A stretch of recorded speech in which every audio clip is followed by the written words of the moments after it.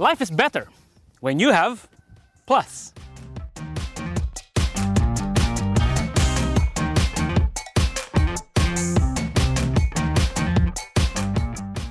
In the last couple of years, the Toyota Innova has not really had any serious competitors in its class. It's actually really only a class of one because a lot of the competitor models have already driven off into the sunset, like the Isuzu Crosswind and even the Mitsubishi Adventure. Geely wants to change all that with the Okavango. This is a larger 7-seater MPV or SUV. We'll settle that one a little bit later. Now, our buddy Anton went in great detail about the design of the Okavango, so I won't rehash the things that he said, like the expanding Cosmos grille, the SUV look, and the like. We will just point out the differences with this upgraded Urban Plus version. For example, this one gets adaptive LED headlamps. It really does work, and it's kind of trippy the way the beam bends around the corners as you turn.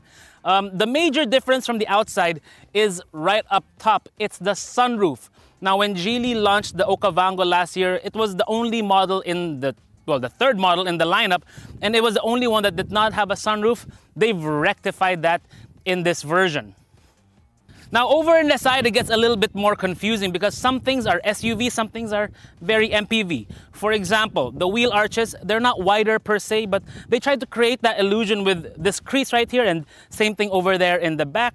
Those roof rails are functional like an SUV. There's an appearance of height off the ground like an SUV, but the overall length versus the height of the vehicle is quite MPV. Which one is which? Well, you decide.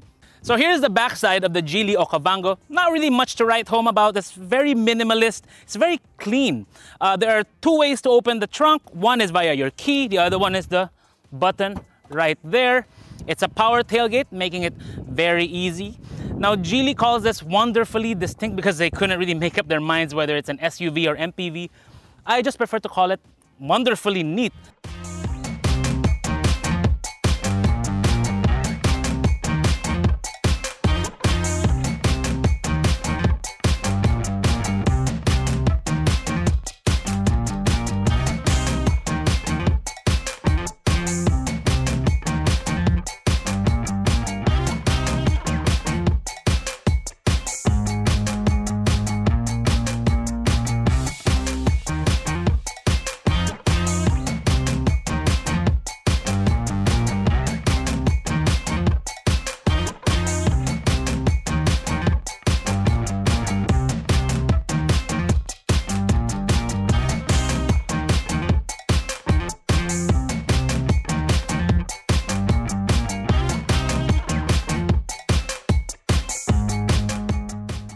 So here's the engine bay of the Geely Okavango Urban Plus. It's got the 1.5-liter turbo direct injection engine, and it's got a 48-volt EMS or a mild hybrid system. It makes 190 horsepower at 5,500 RPM and 300 Newton meters of torque at 1,500 to up to 4,000 RPM. So that's actually pretty good for a vehicle and for an engine of this size. This is purely front-wheel drive, and it's got a 7-speed wet dual clutch transmission. Normally, in other Geely models, we can only see the engine cover and more cowling right over it. But in this one, they've actually left most of that out. So it gives us a peek of what's going on inside. For example, the air filter is here, but the intake is up here. So that should help with the water weighting if you have to. We can see that the battery is actually nicely covered overall. And then we can see the vibration management that Geely has done with this engine. As we mentioned before, 3-cylinder engines can be a bit shaky, but if you look here, the vibration here is not being transferred by that huge engine mount right over there, meaning this should be a very comfortable and very smooth drive. So here's the front of the Okavango's interior. Well, again, as before with other Geely models, everything feels very much high grade. The shifter feels solid in your hands. The buttons, the knob here, all the toggles here. The materials they use, no fake wood here or of any kind. We like that. We love the leather, the stitching. It's all real. The D-cut steering wheel, again, feels great in your hands. Buttons feel great. The HD touchscreen unit, the 10.25-inch unit, looks great again. The response is great. Still one of our favorites. Has a 360-degree camera. Also one of the best ones. The big improvement here, there's two actually. One is the instrument cluster. It's a bigger HD unit. It actually reminds me of this one right here. It's definitely better. Looks a lot more crisp and a lot sharper than before. The other one, of course, is the panoramic sunroof. Yes, when you do open that thing, it does feel a lot better inside. Just lets in a lot more air, a lot more light. They have two USB charging ports here. Surprisingly though, Geely did not opt to put in a wireless charging pad right here for my phone. That would have made it really, really fantastic. The other thing though, this one does not have Apple CarPlay or Android Auto, which is kind of a downer considering how great the actual unit is. But don't let anybody else know, but in the Geely Club, they're now starting to hack this unit to give you Android Auto and Apple CarPlay.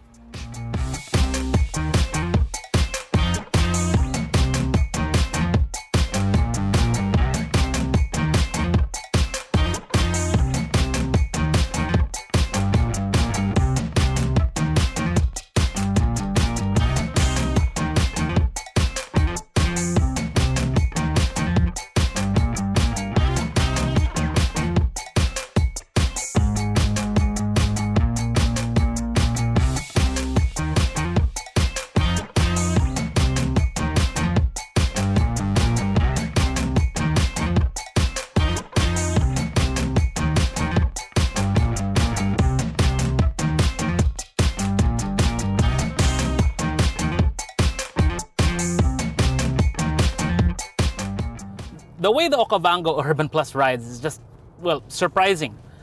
Yes, it is a fairly big vehicle, but it feels much bigger than the dimensions actually are. If I were to compare it to any other vehicle in terms of the ride, maybe it's a smaller version of a Ford Expedition, something like that. It just glides over a lot of the rough stuff. You know, it just doesn't give you the feeling that it's transmitting it to the cabin. Like, we run over, let's say right here, concrete, no problem at all. There's not much droning inside. It's very, very muted.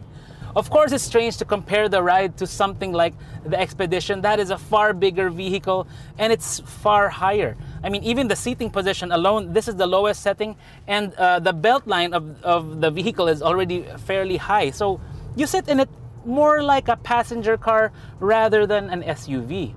And it's also important to remember that this is a unibody. This is not a body-on-frame vehicle. So that's also the reason why it rides a little bit differently. It's more car-like. And that's what we like about it. It gives you the feeling of the size of the vehicle, the practicality of a 7-seater, but the driving experience is more similar to, let's say, a premium saloon car or a premium wagon.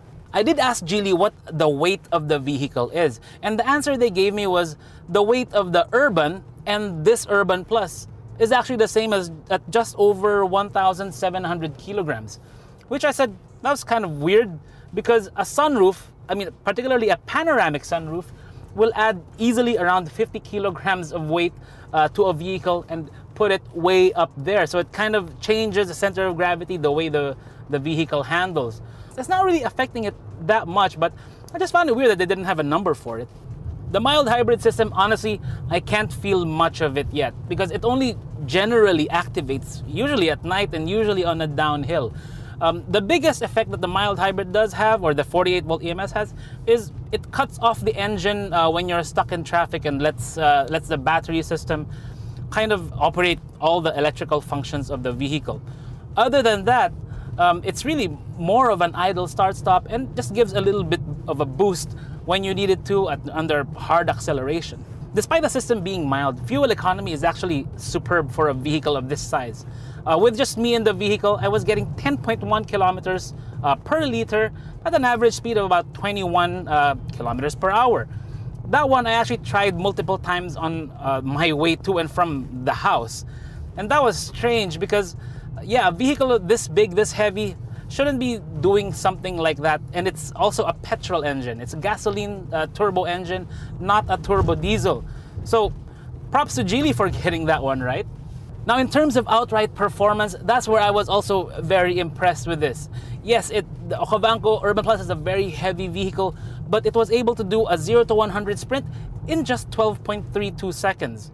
Mind you, I did something differently with this one, because instead of just doing the 0 to 100 with just me in the vehicle, I did it with 4 of us plus camera gear in the back.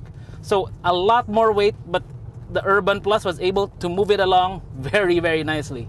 I expected something like this to kind of wallow around the bends, but no, it actually feels quite composed. The response of the 7-speed DCT could be a bit better, but it's actually not too bad at all. The way it shifts, it's quite smooth, it's quite slick. Only in low speeds do you feel a little bit of the DCT-ness of it. But even then, it's just minute compared to a lot of older DCTs, particularly the dry ones that we've driven before. So now here I am in the middle row of the Okavango, and it's actually surprisingly good, because this is one of the rare times that we have an MPV with 3 individual seats in the middle row. We just don't see that in any of the other vehicles. So where other vehicles, other competitor models typically have a 60-40 split here in the middle, here it's a 33-33-33. So yeah, it's very equally distributed. One thing we want to point out is that they could have eliminated this pod here for the power window unit, because it's actually almost quite pointless, because you've got your grab handle here and you have another grab handle here. So they could have just eliminated this whole thing, freed up maybe an inch or 2 of extra hip room here in the back. So the third row of the Okavango, well, I normally don't sit here, but surprisingly, it's quite good. I still have about maybe 2 inches of knee room with these seats, set the way they are. One thing I want to point out, these backrests actually recline even on the third row. So you have about, I think, 3 or 4 positions that you can set it to. But you do have to reach around for the strap here to be able to do so. There's no control here on the side that I can feel. So that's something to keep in mind. Your AC vent is right here. It's controlled by that panel over there. So whoever's sitting here, you better make good friends with them to set it for you. One thing we also want to point out is that the wheel wells, the protrusion into the cabin, instead of in normal vehicles, in normal 3-row SUVs and PPVs, the scalloping is like, the shape is like this. But in the Okavango, the shape is like that. So it gives you a little bit more, a little bit more thigh room. And you have your own pad, which can fit your phone, and you have your own cup holder, one for either side. So whoever is sitting here, they're not gonna feel like they're flying in super economy class where you have to pay for your own water and your own peanuts. So one thing that's unique about the Okavango is the tilting mechanism for the second row. Because when you're coming from the third row, normally the seats just fold down or tumble. In this vehicle, it's a bit different. You pull this tab, it doesn't just fold the backrest forward, it actually lifts the cushion up and tilts it forward. So that gives you a bit more toe room to get around. And then you just push it all the way, and then you can get out.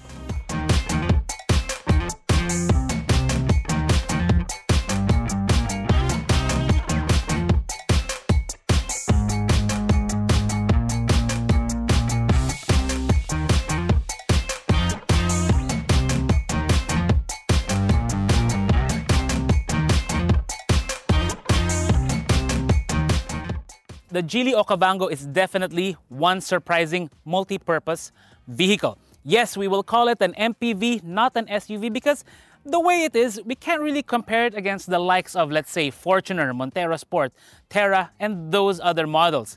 This is really more of an Innova competitor. Now, what does it bring to the table? A great drive, great looks, a great interior, a comfortable ride, lots of features, a very versatile cabin in terms of configurations. And yes, the addition of that panoramic sunroof does enhance the feeling inside by quite a bit.